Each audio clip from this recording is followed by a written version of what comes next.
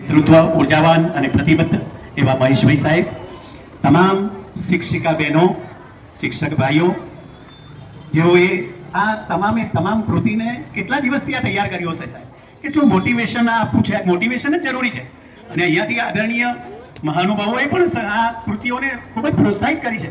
ખૂબ ખૂબ આનંદ. અને દરેકને કોઈ કૃતિ સાહેબ આજે સ્પર્ધામાં હોય તો હું નંબર આપીએ, 1, 2, 3 એવા નંબર આપીએ. બાપુ સાહેબ, વિનુભાઈ, બધા તમામ મારા હૃદય અહીંયા આત્મીય નરેન્દ્રભાઈ, ગંજામભાઈ, સૌ અને મારા પ્રિય ભૂલકાઓ, બાળકો હંમેશા મને પહેલેથી જ પ્રિય રહ્યા છે. જ્યાં પણ જાઉં, સમાજમાં જાઉં, ત્યારે બાળકોને પ્રોત્સાહન, બાળકોનો કાર્યક્રમ હોય ત્યારે હું પહેલો પહોંચી જાઉં.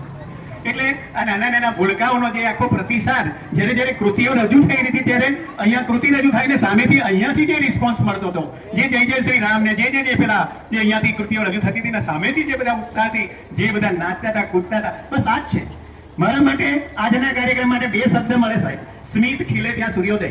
બેન, આ શાળા સ્મિત ખીલવનારી શાળા છે. સ્મિત ખીલે ત્યાં સૂર્યોદય. અને આ પંખીના ટહુકાઓ, આ પંખી આવ્યા 8મા ધોરણની અંદર તમે સાચવ્યા, એને ખૂબ ખૂબ માર્ગદર્શન તમે આપ્યું. અને હવે જ્યારે આગળનું એક સ્ટેપ જ્યારે આગળ વધવાનું છે, એક સ્ટેપ કરીને આપણે આગળ વધીએ છીએ ને, 7મામાંથી 8મામાં આવ્યા, પ્રી અપર પ્રાઇમરી, હવે સેકન્ડરીની અંદર તમે જવાના.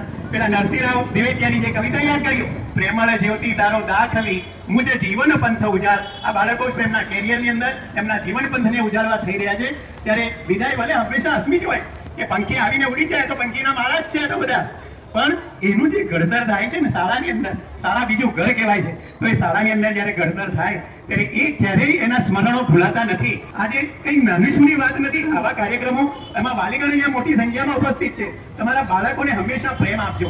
એને કોઈ પણ જાતે તમારે એને કોઈ વાત ઠોકી બેસાડવાની નથી. આવા કાર્યક્રમોની અંદર ઉર્જાવાન કાર્યક્રમો, પ્રતિબદ્ધ કાર્યક્રમો જ્યારે થાય ત્યારે હંમેશા એ પોતાની અંદર એની રહેલી જે ટેલેન્ટ, એની જે પ્રતિભા, એ કૌશલ્ય જે ખીલે છે ને, એ સાહેબ એ આ મંચ છે ને, આ મંચ કેટલું હોય. અહીંયા કોઈ આવીને અહીંયા 2 શબ્દ બોલવા આપણે મોટાને હોય ને તોથી સાહેબ આપણને અઘરું પડે. ત્યારે અત્યારથી જ્યારે બાળકો તૈયાર થતા હોય ત્યારે એ ખરેખર શાળાની આખી જે પ્રવૃત્તિઓ, અહીંયા શાળાની જે સિદ્ધિઓ છે એની પણ નોંધ લીધી છે. જે ઝોન કક્ષાએ, અને હું તો કહું છું કે આ શાળા નોમિનેટ થાય, સમગ્ર મહીસાગર જિલ્લાની અંદર નહીં પણ ગુજરાતની અંદર આ શાળા નોમિનેટ થાય. અને આપણે એવો ખરેખર હું એવી આશા સેવું છું અને મળશે, મને આનંદ છે અને છે જ.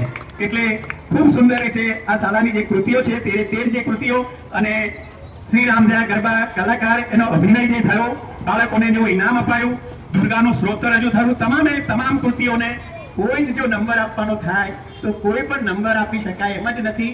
એક કૃતિ, ઉત્કૃષ્ટ કૃતિ છે, એને અભિનંદન આપવા જ ઘટે. એ તમામ બાળકોને અહીંયા બેઠેલા સૌ આપણે બધાને ફરીથી આપણે એક જોરદાર તાળીઓથી આપણે વધાવી લઈશું. આજે ખૂબ સુંદર, આજે હનુમાન જયંતિનો આજે આપણો આ સરસ થાય, આજે આપણે આશીર્વાદ આપણે પ્રાપ્ત કરી રહ્યા છે. માં સરસ્વતીનું આ વિદ્યાલય છે અને આવો સરસ મજાનો કાર્યક્રમ જ્યારે હોય ત્યારે ઈશ્વરની કૃપા હંમેશા વરસતી જ હોય છે.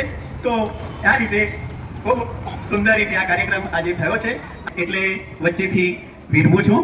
ફરીથી આપણે એક જોરદાર નારા સાથે ભારત માતા કી, ભારત માતા કી, ભારત માતા કી, વંદે વંદે વંદે.